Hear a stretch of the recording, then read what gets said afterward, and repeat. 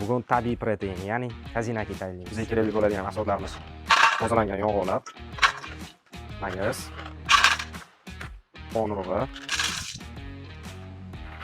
tozalangan bodomlar, gajek, yer yong'oq va ananas oqisi.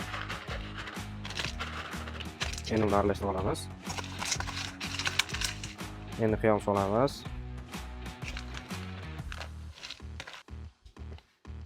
Endi asal solamiz. Toza tabiiy asal. Va yaxshilab aralashtiramiz.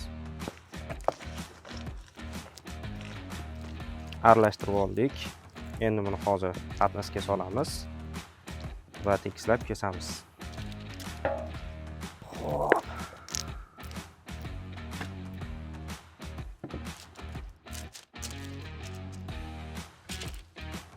Mana mahsulotimizni tekislab oldik. Mana endi hozir mahsulotimiz tayyor bo'ldi. Qotishini kutamiz. Uzog'i 15 daqiqada qotadi va chiroyli holatga keladi. Mana mahsulotlarimiz ham tayyor bo'ldi. Endi ko'rasiz. Mazasiga baho beramiz.